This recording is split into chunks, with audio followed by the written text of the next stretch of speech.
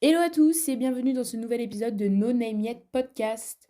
Aujourd'hui, on va parler tennis. Comme vous l'avez sans doute entendu dans mes deux derniers podcasts, ça fait 2 semaines que je regarde religieusement l'Open d'Australie. Et il s'est fini il y a quelques jours quand vous écoutez ce podcast. Et j'ai plein de choses à dire. Donc, ce qu'il faut savoir, c'est que l'Open d'Australie, c'est le premier grand chelem de la saison et surtout, il arrive très tôt. Il arrive au mois de janvier, donc mi-janvier. Et la saison, elle commence. Et l'Open d'Australie, il est hyper important parce que en fait, ça va vraiment lancer la saison et nous donner un peu des indications sur ce qui va se passer. Qui va être remarqué, qui est un peu en phase de down, on va dire. Et c'est hyper important parce que, enfin, c'est hyper intéressant en tout cas quand on aime le tennis parce que, bah, voilà, en fait, ça nous permet de savoir à quoi on peut s'attendre cette année. Et c'est vraiment ce qui va se passer dans ce podcast. Donc, par contre, j'ai un petit disclaimer. Je regarde beaucoup le tennis. Depuis 2 ans, j'essaye de regarder tous les grands chelems. Et donc j'essaye de suivre et ça depuis que j'ai regardé une série qui s'appelle Breakpoint ou Breaking Point, je sais plus trop comment ça s'appelle, c'est sur Netflix et c'est un peu le même principe que Drive to Survive, la série sur la Formule 1, mais pour le tennis. Il y a eu qu'une seule saison et franchement bah, je suis un peu deg parce que c'était vraiment bien donc j'aurais trop kiffé que ça marche et qu'ils fassent plusieurs saisons. Ça, je pense que c'était sur la saison de 2022 ou 2021, je sais plus trop. Donc c'est un peu daté, mais c'est quand même hyper intéressant parce qu'il y a plein de nouveaux que moi j'ai connus grâce à cette série. Parce que déjà deux choses, cette série elle est sortie au bon moment parce que c'était vraiment la transition entre le Big Three, donc l'ère avec Federer, Nadal, Djokovic et Andy Murray parce qu'on peut le mettre dedans. Euh, et la nouvelle génération qui est bah, maintenant menée par Sinner et Alcaraz, comme vous devez sans doute le savoir.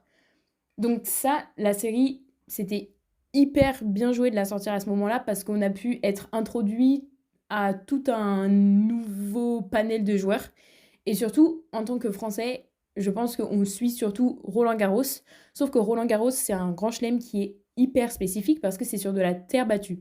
Et en fait, la terre battue, ça va se jouer que dans la période de Roland Garros, donc un peu avant, un mois avant, jusqu'à 2, 3 semaines après.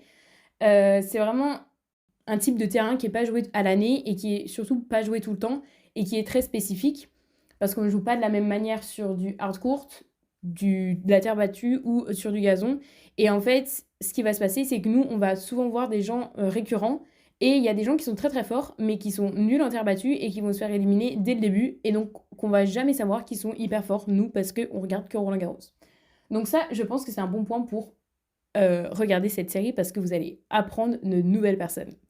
Donc bien sûr, comme j'ai dit, cette série, elle est quand même sortie il y a assez longtemps, donc il y a des gens, ils sont plus d'actualité. Mais voilà. Et dans ce podcast, je vais profiter de l'Open d'Australie qui s'est passé pour, comme je l'ai dit, essayer de analyser, enfin de vous expliquer ce qui s'est passé et ce dont on peut s'attendre en 2025, un petit peu mon opinion sur certains joueurs et certaines joueuses. Voilà. Donc pour commencer, on va parler du championnat féminin, donc WTA. Alors, il y a eu quelques surprises. Je vais commencer par deux françaises. Quelques surprises négatives, pardon. Un petit peu déçues. Donc on a Caroline Garcia qui a été éliminée au premier tour par Osaka. Donc là, oui, comme j'ai dit, je suis un peu déçue parce que je pensais que c'était un peu l'année de son comeback. Euh, Elle avait vraiment bien réussi sa saison 2024. En tout cas, mieux que les saisons passées. Après, je pense qu'elle n'était pas non plus prête pour affronter Osaka parce que c'est une ancienne première mondiale. Elle est actuellement 51e, alors que Garcia, je crois qu'elle est 67e. Donc elle est censée être moins forte. Et surtout, Osaka, c'est enfin, vraiment un monument du tennis. Donc je pense que c'était pas la meilleure joueuse à affronter au premier tour.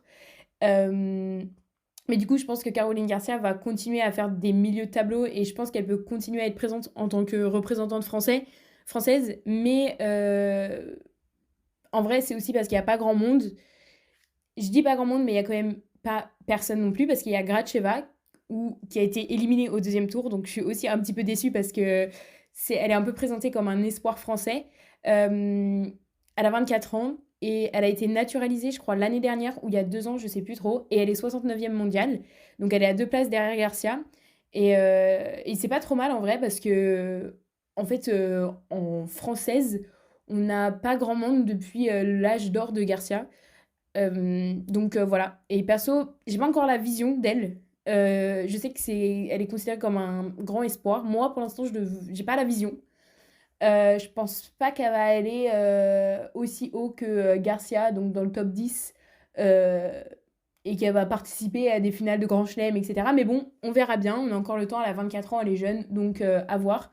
Et à surveiller parce que à Roland-Garros, elle était allée assez loin l'année dernière. Donc en vrai, peut-être qu'on pourra la retrouver sur cet événement cette année aussi. Ensuite, j'en ai parlé tout à l'heure, il y a Osaka. Donc Osaka a éliminé Caroline Garcia au premier tour, puis elle a abandonné au troisième tour contre Bencic, je sais pas trop comment ça se prononce. Perso, Osaka, moi je la trouve hyper inspirante. Et je pense que le livre Karisoto is Back, dont je vous ai parlé il y a quelques semaines, est un peu inspiré de Naomi. Il faut savoir, ce livre, il est inspiré de beaucoup de joueuses. L'autrice l'a dit, c'est pas inspiré d'une histoire particulière, c'est vraiment un mélange de plusieurs joueuses de tennis. Et je vais vous expliquer pourquoi. En fait, elle a gagné 4 grands chelems sur du hardcourt, donc 2 US Open et 2 Australian Open. Et elle a passé 25 semaines au total numéro 1 en 2019. Sauf qu'en 2023, elle a fait une pause parce qu'elle est tombée enceinte et elle a décidé de revenir directement après, en 2024. Donc pour l'instant, elle a un retour timide en grand chelem parce qu'elle a pas atteint des phases de deuxième semaime. Donc c'est-à-dire qu'elle est restée au quatrième tour, je pense, le plus haut. Sauf que c'est déjà hyper inspirant parce qu'en fait, elle a atteint une finale de Master 250. Donc je pense qu'elle peut atteindre des phases finales d'un des 3 autres grands chelems, notamment l'US Open parce que bah, c'est chez elle et c'est une spécialiste des hardcourts. Donc je pense que peut-être à la fin de la saison, on pourra voir une très belle surprise de Osaka. Ensuite, Paolini. Je suis trop triste parce qu'elle est partie au quatrième tour, je crois, ou au troisième tour. Non, au troisième tour. Cette personne, elle est absolument insane. Donc c'est une Italienne qui est actuellement quatrième au classement mondial et elle a 29 ans. Donc ça fait longtemps qu'elle est là, hein. Donc elle a jamais rien fait. Avant, elle allait au Grand Chelem déjà, soit c'était avec une wildcard, on ne sait pas d'où elle venait, mais elle avait une wildcard, soit c'était par des qualifs. Donc des fois, elle n'arrivait même pas à se qualifier. Et si elle était qualifiée, elle était éliminée au premier ou au deuxième tour. Que ça soit en simple ou en double. Et là, l'année dernière, la meuf, elle arrive. Elle commence à l'Open d'Australie. Elle arrive jusqu'en huitième de finale pour la première fois. Donc quatrième tour. Et ensuite, elle a fait 2 finales à Roland-Garros et à Wimbledon en simple. Et elle a fait une finale à Roland-Garros aussi en double. Et ensuite, elle a été éliminée en huitième de finale à l'US Open. Donc, je sais pas d'où elle sort. Genre, qu'est-ce qui s'est passé? Que s'est-il passé? Voilà, genre, on n'en sait rien. On ne sait pas. Cette personne est là depuis forever. Mais d'un coup, elle pète. Et ça, j'adore. Donc, je suis assez optimiste sur ses capacités à revenir en deuxième semaine sur les autres grands chelems. Moi, je pense qu'elle va continuer à évoluer et qu'elle va pouvoir peut-être gagner un grand chelem, euh, soit Roland-Garros, soit Wimbledon, parce que je pense que c'est sur ces surfaces qu'elle est la plus forte. 2 autres jeunes que j'aime bien et qui ont été éliminés un tout petit peu plus tard, c'est Andreeva. Donc Andreeva, quand je dis qu'elle est jeune, c'est que c'est un enfant. Genre, elle a 17 ans et elle est sur le circuit depuis qu'elle a 15 ans. Est-ce que c'est bon pour vous? C'est absolument dingue la maturité qu'elle a, parce que je pense qu'elle va réellement aller loin. Elle joue déjà comme vraiment une professionnelle, une adulte. Après, je pense qu'au niveau des capacités physiques, comme c'est pas encore développé, elle peut pas pousser. Mais franchement, dans 2-3 ans, ça va faire peur. Et donc pour la petite histoire, elle est allée jusqu'en demi-finale à Roland-Garros l'année dernière et elle s'est fait éliminer justement par Paolini. Et là, cette année, donc à l'Open d'Australie, c'est Sabalenka qui l'a éliminée en 6-1, 6-2 au quatrième tour. Il faut savoir, hein, absolument tout le monde du WTA Tour a peur d'elle. Parce que si elle réussit à maintenir le rythme de progression qu'elle a, dans 2 ou 3 ans, elle sera imbattable. Genre, type Alcaraz, même là actuellement, elle est comparée à Serena Williams. Donc vraiment, aucune pression, quoi. Voilà. Et une autre joueuse qu'on a comparée à ses débuts à Serena Williams, c'est Coco Gauff. Donc elle, c'est absolument l'une de mes favorites. J'adore son tennis, j'adore comment elle joue. Elle est hyper puissante et elle adore faire des petits tricks. Et moi, j'adore regarder ce type de tennis. Elle a gagné un grand chelem en simple femme en 2023 quand elle avait 20 ans. C'est l'US Open, donc chez elle en plus. Et elle a gagné aussi Roland Garros l'année dernière en double femme, lorsqu'elle a affronté d'ailleurs Paolini en double. Et elle est troisième actuellement au classement WTA. Donc elle est, enfin franchement, elle est juste impressionnante, cette joueuse. Après, je pense encore une fois, elle est américaine. Elle a le même type de jeu, elle a eu un parcours junior similaire à Serena Williams et du coup elle a été beaucoup comparée à elle pendant sa carrière et je pense que ça a joué sur le fait qu'elle n'a rien gagné en simple en 2024 et que là elle est un petit peu en phase de stagnation. Euh, Elle s'est fait éliminer par Badoza en quart de finale la semaine dernière et je pense qu'elle va réussir à gagner un grand chelem cette année. Juste je sais pas lequel parce qu'elle est vraiment impressionnante sur toutes les surfaces donc voilà. Et et du coup, je pense que, enfin, j'espère, vraiment, j'espère que cette année, elle va réussir à débloquer ce petit truc qui lui manquait en 2024. Parce que, enfin, franchement, moi, je crois tellement en elle. Et en plus, j'adore sa personnalité. Vraiment, j'adore sa personnalité. Whoa, oh, oh, da-da-dum, bidi-bow. Et ensuite, on arrive sur les 4 dernières, le carré final de cet Open d'Australie féminin. Donc la première demi-finale, c'était Badoza contre Sabalenka. J'adore quand elles s'affrontent parce qu'elles sont besties et du coup l'énergie est incroyable. Donc d'un côté on a Badoza qui est 12e au classement WTA. C'est la première fois qu'elle atteignait une demi-finale de Grand Chelem. Donc ça c'était vraiment déjà juste insane parce que Badoza ça fait, enfin elle est dans sa fin de vingtaine et et en fait, ça fait longtemps que on se demande quand est-ce qu'elle va genre réussir à y aller quoi. Parce qu'en fait, elle est assez forte pour être maintenue dans le top 20 WTA, mais elle n'arrive jamais à atteindre le carré final, ce qui était hyper inquiétant. Donc enfin, elle l'a fait. Sauf qu'elle affrontait Sabalenka. Et Sabalenka, c'est l'une des meilleures joueurs de sa génération, je pense. Depuis 2021, elle explose absolument tout le monde. Elle a 3 grands chelems et elle est spécialiste des hardcourts. Elle est actuellement numéro 1, en fait. Voilà, elle est numéro 1 mondial actuellement, donc voilà. Donc pas vraiment de surprise. Le match était hyper intéressant, mais c'est Sabalenka qui a gagné. Moi, j'ai kiffé regarder parce qu'elles ont vraiment des styles complètement différents de jeu. Badoza mise vraiment sur des angles. Enfin, en fait, elle est vraiment en train de jouer sur des angles un peu impromptus, alors que Sabalenka, elle est tout dans la puissance. Elle a d'ailleurs des balles plus puissantes que la plupart des joueurs du top 10 garçons, pour vous donner une petite échelle. Donc vraiment la femme la plus puissante du tour actuellement. La deuxième demi-finale, c'était Swiatek Keys, Madison Keys. Swiatek, absolument dingue cette personne. C'est donc je crois qu'elle a mon âge, ou elle est genre début 2000 en tout cas.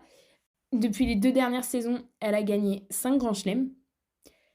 C'est l'ancienne numéro 1 avant que Sabalenka reprenne sa place de numéro 1 parce qu'en fait, en ce moment, elles sont un peu en train de se les échanger. Vraiment extra. Enfin, genre, cette meuf, voilà. Sachant que pendant son parcours à l'Open d'Australie, là, elle a battu tout le monde en 2 sets. Donc, elle n'a pas perdu un seul set. Et généralement, c'était pas elle gagnait 2 sets, genre 6-4, 7-5. Non, non, non, non, non. Elle gagnait les gens 6-2, 6-1, voire 6-0. Genre vraiment le set où elle a genre perdu le plus, c'était 6-4. Au premier tour, parce que voilà. Et après, c'est bon, elle était lancée, elle gagnait que 6-0, 6-1, 6-2, 6-7. C'est donc vraiment, vraiment un monstre, cette dame. Et elle a affronté Kiz. Kiz, elle a 29 ans. Elle a fait une finale en 2017, donc tard l'époque. Et elle a eu ensuite des blessures après ça. Et du coup, elle a fait... Enfin, c'était un peu n'importe quoi. Elle a eu plein de contre-perfs. Donc ça fait 8 ans, là, elle attend sa revanche. Là, elle arrive en demi-finale contre la numéro 2, du coup, actuelle.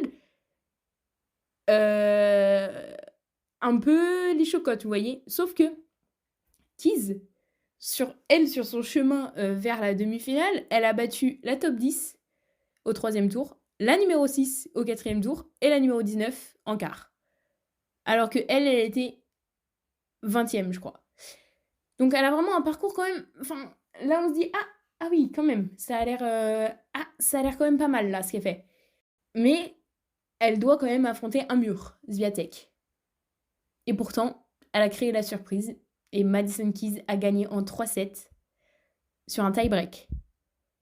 Et je vous jure que les deux ont eu tellement d'opportunités de gagner le match. Genre, il y a eu tellement de match points des deux côtés, mais il y a eu que des revirements de situation. Et franchement, ce match, c'était le meilleur match du tournoi, femmes et hommes confondus. Genre vraiment, à la fin, là, j'ai complètement arrêté de travailler, j'étais sur mon siège là. C'était énorme. Et du coup, vous l'aurez compris, la finale, c'était Keys Sabalenka. Sabalenka, elle détient le titre de l'US Open depuis 2023. C'est la première au classement WTA. C'est littéralement impossible de la battre en Australie. C'est son cours, c'est vraiment son cours. Et pourtant, Keys tient le premier set 6-3. Sabalenka se reprend et gagne le deuxième set 6-2. Et le troisième set, l'équilibre parfait. Personne n'arrive à breaker jusqu'à... Il y a 6-5 pour Keys. Sabalenka sert pour aller jusqu'au super tie-break. Et non, Keys break à ce moment-là, remporte son premier grand chelem à 29 ans. Bam! Vraiment exceptionnel, exceptionnel. Cette fin de tournoi féminin, waouh, j'ai adoré. Bref, bien sûr, j'aurais adoré que cette finale, ce soit numéro 1 contre numéro 2, donc Sabalenka contre Swiatek, en finale ensemble. Mais franchement, juste parce qu'on les voit jamais, en fait, faire des matchs en finale, toutes les deux, alors que c'est censé être les deux... Enfin, ce sont les deux meilleures joueuses actuellement sur le tour. Mais franchement, cette fin, elle est tellement exceptionnelle. J'adore quand les underdogs gagnent. Je suis tout le temps, un truc qu'il faut savoir, je serai tout le temps pour l'underdog dans un match. J'adore les histoires comme ça. J'adore les histoires comme ça. Et franchement, je suis trop contente. Keys, elle a fait un parcours de ouf. Je l'attendais pas du tout. Même, sachez, je la connaissais pas. Hein. Je la connaissais pas du tout. Je l'ai vraiment connue à un moment donné. Je commençais à la voir là, ça a grappillé. Et je me dis, mais c'est qui elle? Du coup, j'ai commencé à me renseigner. Et j'étais un peu en mode, what the fuck, qu'est-ce qu'elle fait là? Et franchement, j'ai adoré. Donc, mon avis général sur le WTA cette année. Déjà, à l'Open d'Australie, j'ai adoré. Parce qu'il y a toujours des surprises. Et c'est hyper représentatif du tour WTA, du tour féminin de manière générale. Pour moi, il y a quand même 3 top tiers, Swiatek, Sabalenka et Gauff. Je pense que pour cette saison, les 3 vont gagner un grand chelem, pardon. Je pense que Gauff va gagner Wimbledon, Sabalenka l'Open des États-Unis, l'US Open, pardon, et Swiatek va gagner Roland Garros. Je pense qu'il va y avoir quelque chose comme ça. Je m'attends quand même à plein de surprises de la part de Badosa, de Keys, parce que je me dis, elle est tellement bien lancée là, c'est sûr, elle va nous fournir encore plein de trucs. Je pense que Andreeva, elle va faire une bonne saison aussi. Peut-être elle va carrément aller jusqu'en demi-finale. Je sais pas. À mon avis, à la fin de l'année, le top 5, ça sera quelque chose comme Swiatek, Sabalenka, Gauff, Badosa et Keys. Je pense que ça sera quelque chose comme ça. Je sais pas dans quel ordre, mais ça va être quelque chose comme ça. Alors maintenant, on va passer à l'ATP, donc le tournoi masculin de l'Open d'Australie et tout ce que je pense qui va se passer sur le tour ATP cette année. Déjà, il faut savoir, c'est complètement différent pour l'ATP. Et en fait, tellement la construction est différente, je vais même pas pouvoir faire la même organisation et la même présentation des choses que ce que j'ai fait pour les filles. Je pense que le tournoi d'Australie, le Grand Chelem là, représente assez bien la situation actuelle du tour. Déjà, première chose, une nouvelle génération hyper intéressante. Bien sûr, on connaît tous Sinner et Alcaraz qui mènent cette génération et qui mènent le classement ATP depuis 2 ans maintenant. Ils ont gagné 2 grands chelems chacun l'année dernière. Donc Sinner a gagné les hardcourt, Alcaraz a gagné Wimbledon et Roland Garros. Donc comme ça, ils se partagent les trucs, c'est très bien, ils font leurs affaires. Mais dans cette génération, on a aussi Rune, Musetti et Shelton qui sont pour moi des bons espoirs pour le tennis mondial. Tout simplement parce que déjà, ils ont encore une fois une structure de jeu qui est encore différente de Sinner et Alcaraz. Je pense que ces 5 protagonistes vont vraiment être les leaders du tennis de demain. Tout simplement parce qu'ils sont dans la bonne génération, ils ont un peu plus d'espace avec la disparition du Big 3 et du Big 4, même s'il y a encore Djoko. Et ils ont, franchement, la rage de vaincre, c'est extraordinaire.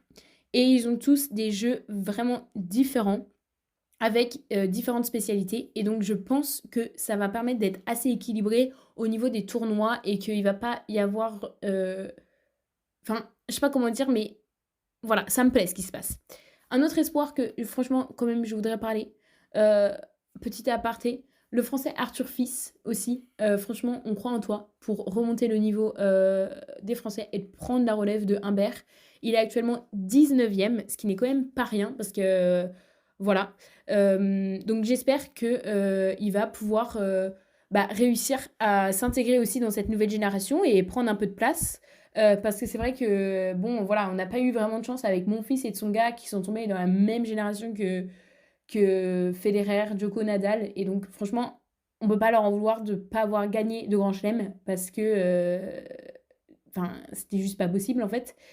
Donc, on leur en veut pas pour ça. C'est vrai qu'après, le problème, c'est que la génération ensuite a encore été impactée par cette accaparation des grands chelems par le Big 3. Donc, j'espère que Arthur Fils va pouvoir se faufiler dans cette nouvelle génération et nous montrer de belles choses. Donc, revenons à ces 4, Rune, Musetti, Shelton et Arthur Fils.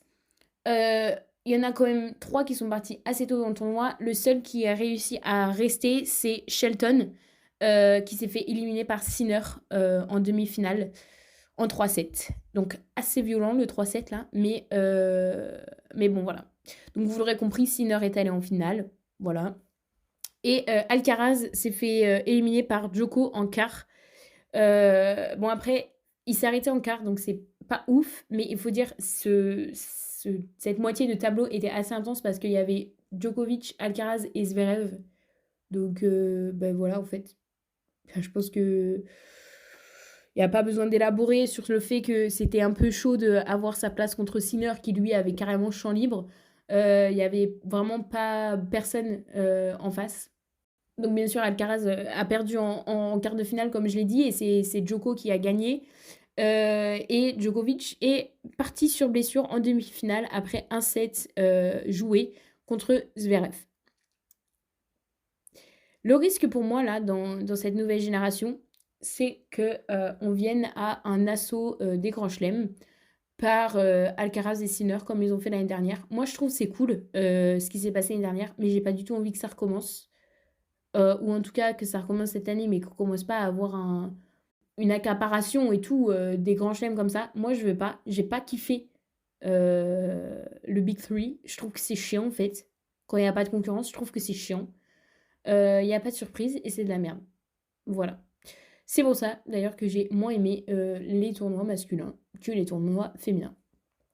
Donc, voilà, ça c'est mon gros risque. Et pourquoi je pense qu'il peut y avoir un assaut des grands chelems et pourquoi j'ai peur de ça, c'est parce que actuellement, Sinner et Alcaraz sont... Enfin, cette génération, c'est la génération la plus jeune qui est sur le tour. Donc, ensuite, il y a les gens qui sont nés dans les années 90. Et là, il faut que je vous raconte, je pense, si vous n'êtes pas amateur de tennis et que vous ne regardez pas, on parle d'une génération maudite.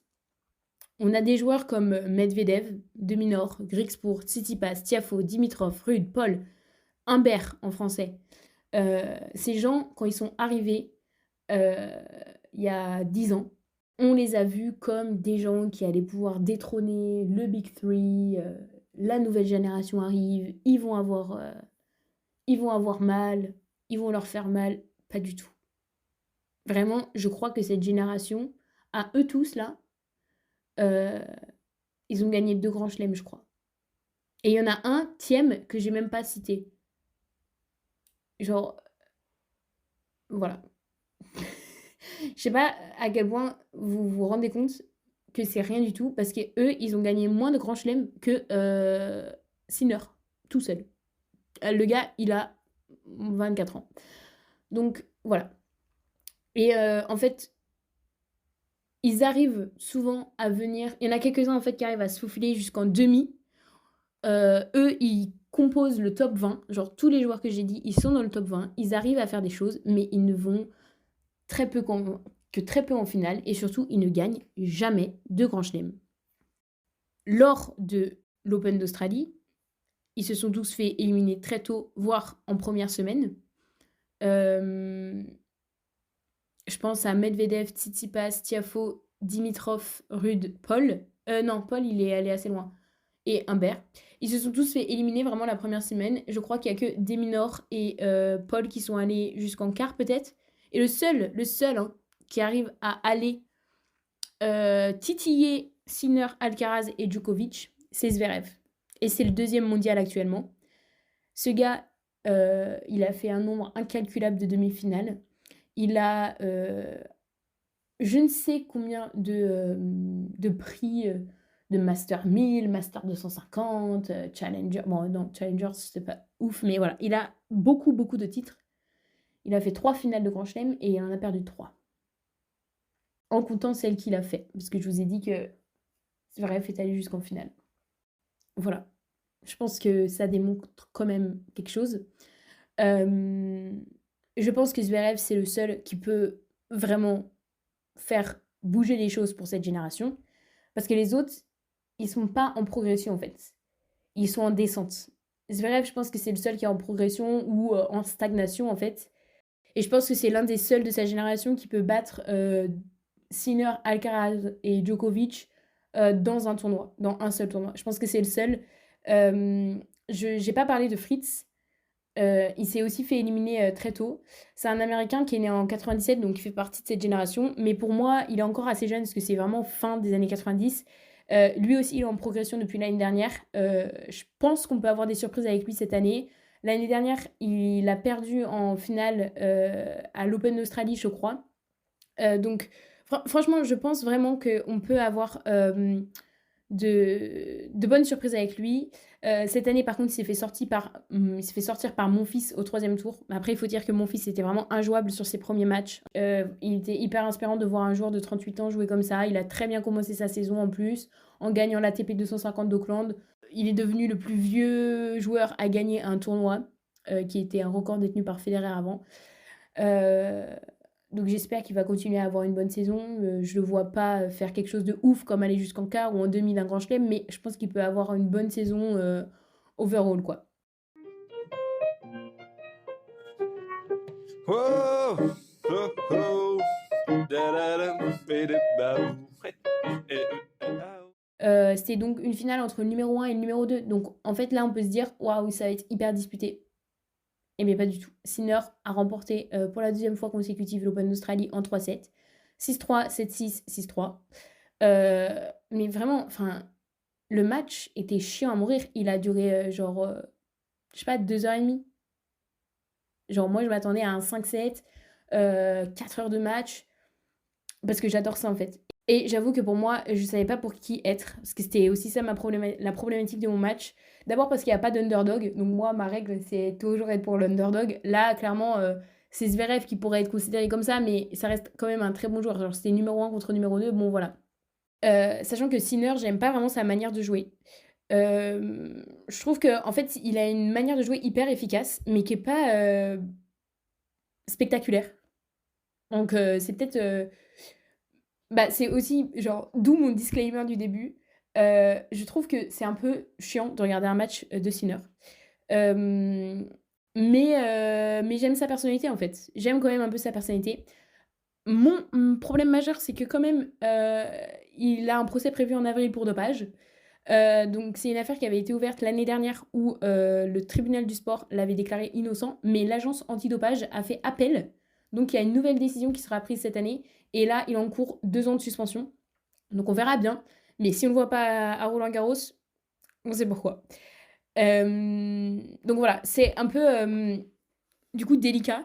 Et Zverev, quant à lui, ben, moi j'aime sa manière de jouer. Euh, et aussi, bah voilà, il est diabétique.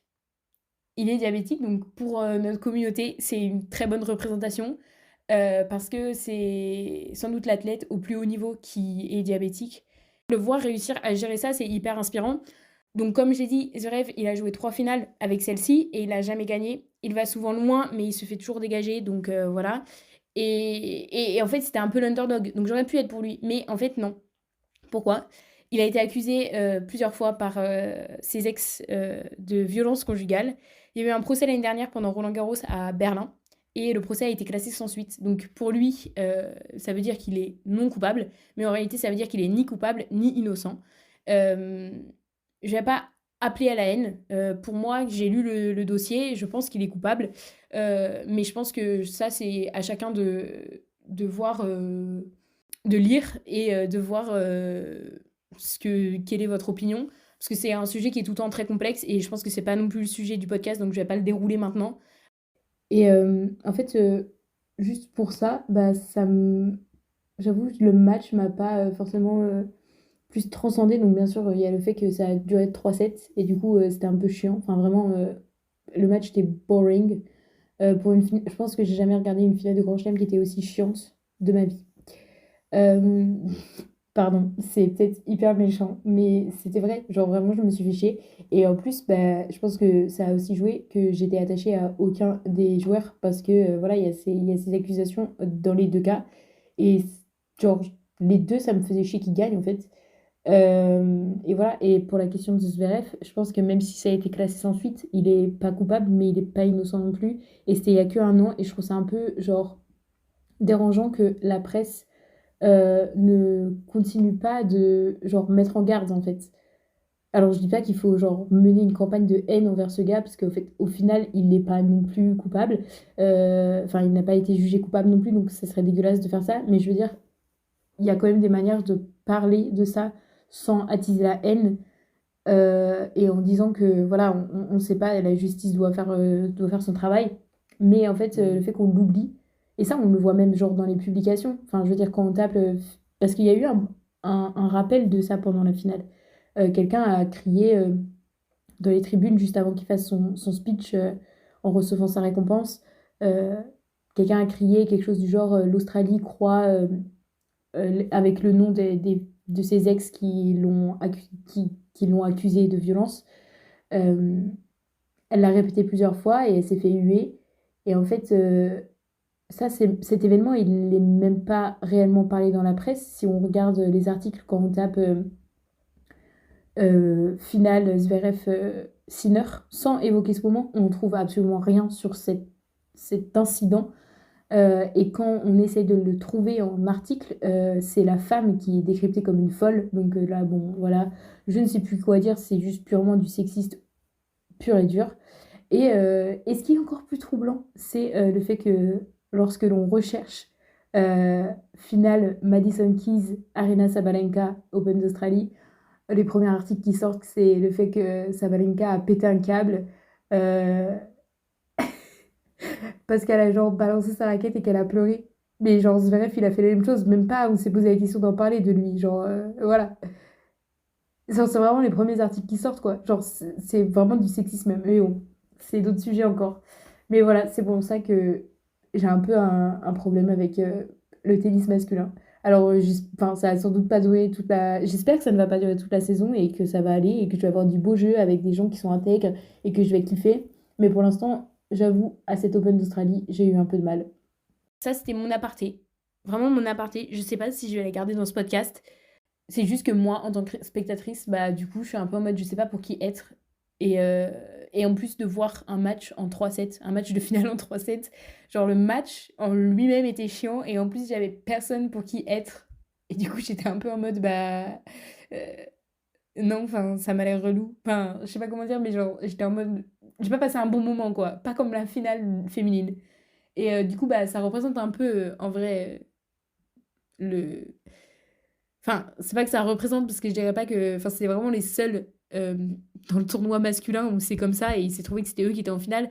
Mais du coup, dans ce tournoi homme, en tout cas, j'ai trouvé ça quand même assez chiant, juste parce que, bah voilà, en fait, on savait déjà qui allait gagner. Euh, C'était pas du tout une surprise. Moi, je m'étais fait déjà en fait en tête un plan. Je m'étais dit, je me suis dit que le tournoi allait vraiment se jouer sur le match Alcaraz-Djoko. Je me suis dit, si Alcaraz gagne contre Djokovic, il gagne contre Zverev et il gagne contre Sinner. Si Djokovic gagne contre Alcaraz, il perd contre Zverev et Zverev perd contre Sinner. Donc, j'étais vraiment persuadée de ce qui allait se passer. Je le savais déjà, genre à partir des quarts de finale, du coup, on savait déjà qui allait gagner. Et du coup, j'ai trouvé ça vraiment chiant. J'aurais adoré avoir tort. Et du coup, je suis encore plus déçue parce que j'avais raison. Donc voilà.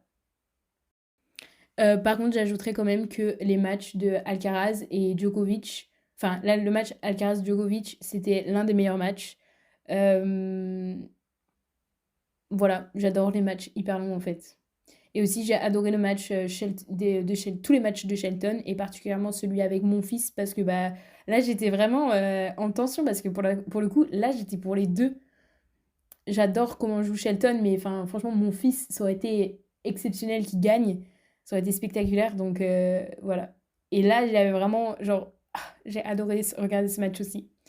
Mais bon, bah, comme j'ai dit, globalement, je me suis fait un peu chier. Parce que je suis quelqu'un qui aime les matchs en 5-7 et qui durent une éternité. Et là, bah, j'ai pas été served. J'ai pas été served. Sans vanne.